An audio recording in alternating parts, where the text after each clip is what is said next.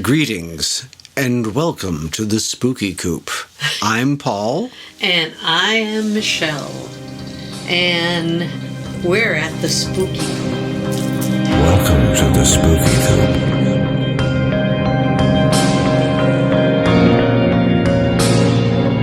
Hope you're not chicken. And welcome to the Spooky Coop.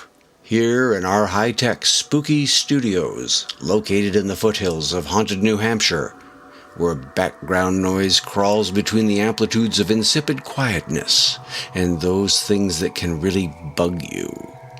We bring this week's adventure we call the Not-So-Itsy Bitsy Spider, especially if they're big enough to eat you. So sit back, relax, and be sure to let your guard down. It's more fun that way. Let us begin. Hi, Spooky Coop. There is something I have to tell you. Since I can remember, I have always been afraid of spiders. Tiny spiders, big spiders, and every size in between. I freak out if there is a spider in the house. I can't even watch a spider on TV. When I say freak out, I mean totally, like people think I'm crazy freak out. If it's on the wall, I'll run to the next room and scream for someone to get rid of it. If it's on the floor, I'll jump on the table. If no one is home, I'll call a friend. A couple of times I've even called 911. The third time I called them, they told me if I called again, I would be arrested for abusing the emergency system. They said instead to call an exterminator. Like I haven't done that a dozen times. Remember this, it's important. The event in my life happened not long after my husband, Ash, and our third anniversary, when we finally had enough money to buy our own house. We were living in Upper Wisconsin, by the Canadian border, when Ash was transferred to his company's new office in South Carolina. The job paid a lot better, and when we got there, the real estate agent who was showing us apartments suggested we look at a house she had for sale that we could easily afford. It was our dream house. Between Ash's new job and my online job, we could easily afford it. It was a much bigger house that you could get for the same money in Wisconsin. Back to the spiders. My spider phobia was so bad when I got my first apartment I sprayed bug spray every night.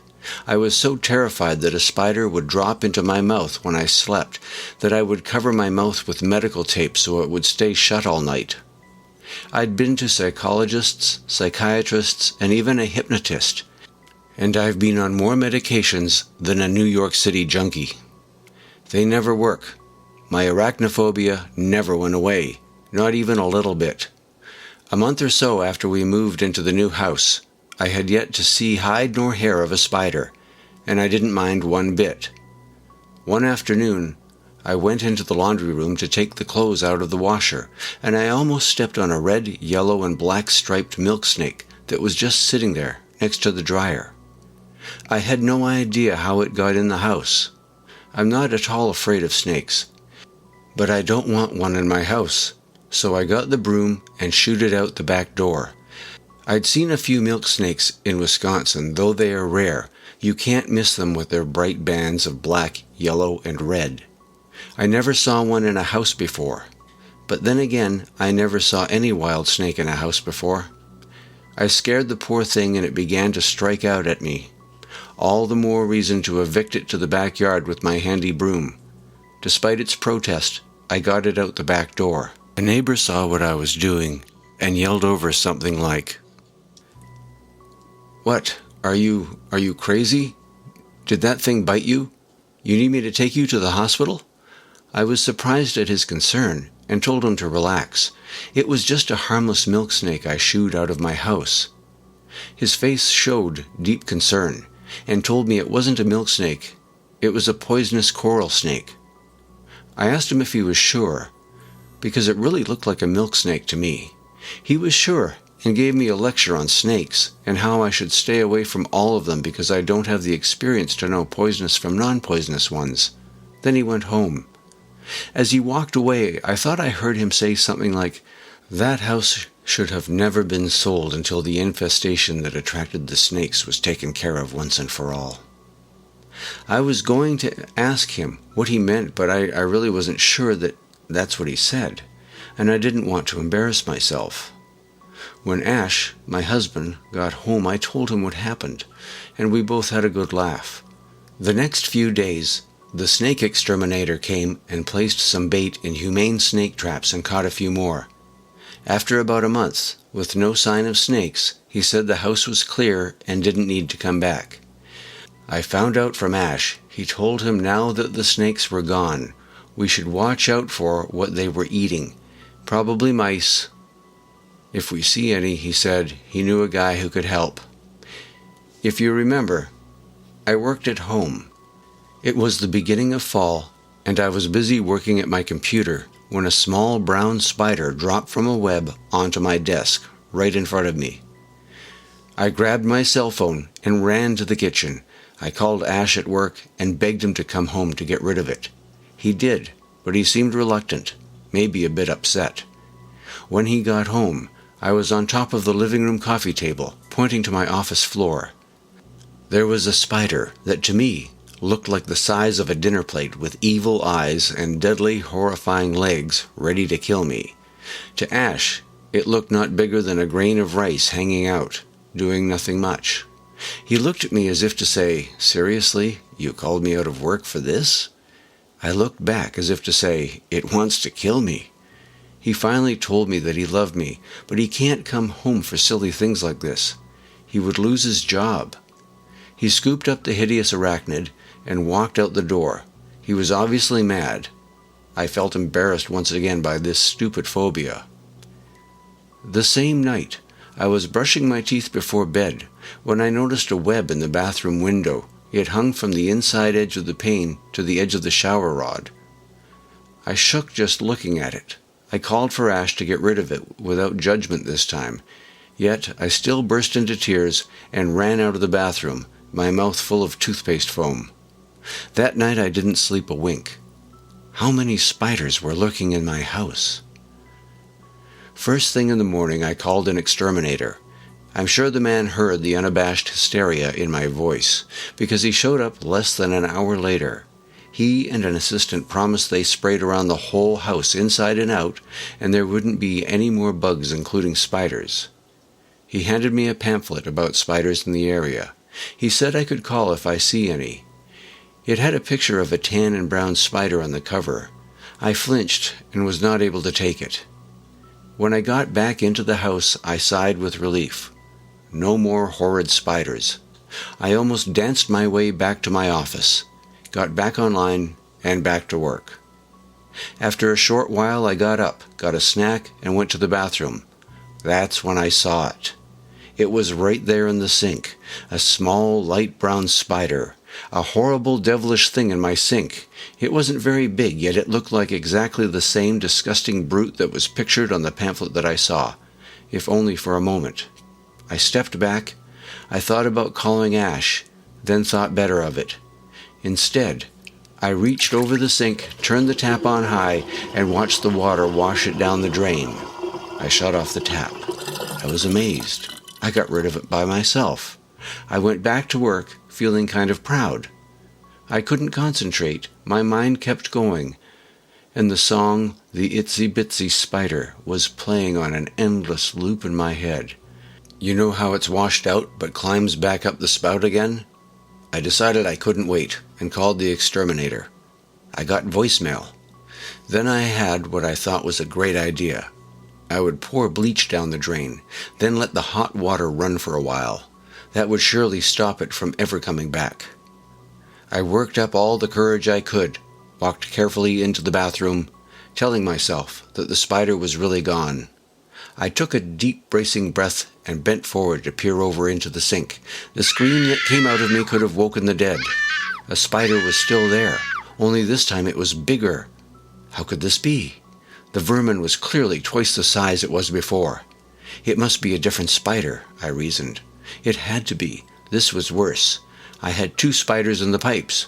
With fear making my whole body shake, I turned on the tap. This one went washing down as well. I left the tap running with the hope that the spider couldn't make it back out, and I ran to the laundry room to get the bleach. With my bleach in hand, and feeling confident this would work, I ran back into the bathroom. After all, what bug could live through a good bleach bath? I walked cautiously into the bathroom, looked into the sink. No spider. Great. I turned off the tap so the bleach would have the full effect. The cap on the bleach was one of those child-proof caps, and it was really hard to pinch and turn. It took me maybe 10 or so seconds to take off. When I turned my attention back to the sink, ready to pour it, I saw it. A really big brown spider crawling out of the drain. Big, twice the size of the last one.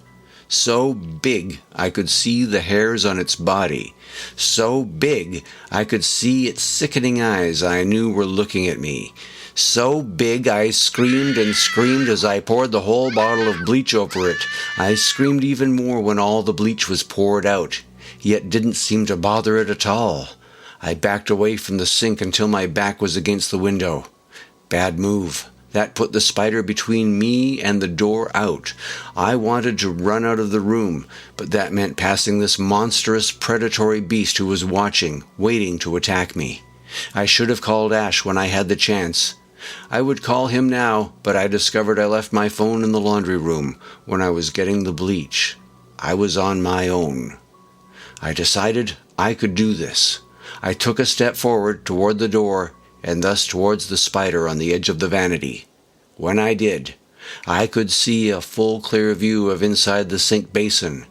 I have no words to describe the horror that filled my entire body and mind when I saw what I saw.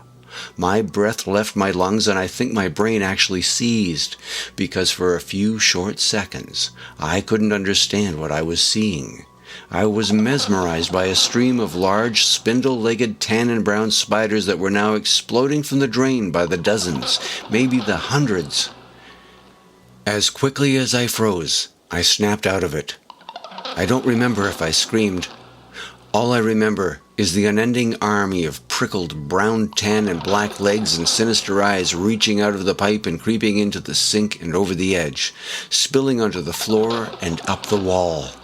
I was mad with fear. The reality unfolding around me was beyond my ability to comprehend. They were crawling towards where I was standing. Still, I could not move. There were some creeping onto the tub and toilet and on the wall and window behind me. The room was filled with hundreds, maybe thousands already, and more were still pouring out of the drain pipe. They kept crawling with their unholy intent to invade my house and kill me. Then they were on me. They were actually touching me. The paralyzing fear I was experiencing just a second before turned into a full-on panic and need to escape. Without forethought, I ran for the bathroom door. My fear made me move clumsily, and I lost my balance. I tripped over something, probably the empty bleach bottle, and landed on my knees, crushing a bunch of those horrid arachnids. More crawled on me as I got up and ran out of the bathroom. I had a vision of myself being eaten alive, of the bugs from hell crawling through the veins of my bloodstream as they had the pipes of my bathroom. In my mind, I imagined I was being devoured to the very bone from the inside out and outside in at the same time. I was screaming, insane with fear, totally out of my mind. My screams alerted my neighbor, who came running. He must have called 911, because the next thing I remember is waking up in the ICU. In the end, I had been bitten so many times by brown recluse spiders that they stopped counting. I almost died several times. I was kept in the hospital for just over 2 months. I won't bore you with all the details of my treatment, surgeries, scars, and our legal cases against the parties involved in selling us the house. Instead, I wanted to ask you, do you believe in destiny? Remember how I told you I've always been terrified of spiders? Well, I feel like something inside of me had no doubt it would be my destiny for this to happen to me. Some part of me just knew, somehow, someday, I would be attacked and almost killed by spiders. I don't know how, but inside, beyond my conscious awareness, I just knew. Even more interesting is now that this whole thing is past me, I no longer have a fear of spiders at all. In fact, Ash got me a pet tarantula for my birthday, just for fun.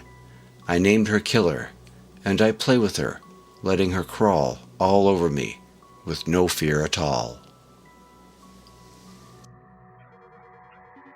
Well, dear listeners, what do you think of this week's arachnophobic story? Do you think we create our own reality? Or, perhaps, sometimes our souls come into our life with foreknowledge of a catastrophic event in our lifetime? That's something for all of us to ponder. And remember, dear audience, be safe, be happy. As always, we wish you a week of hope and wonder. Until next time, when we see you in the Spooky Coop.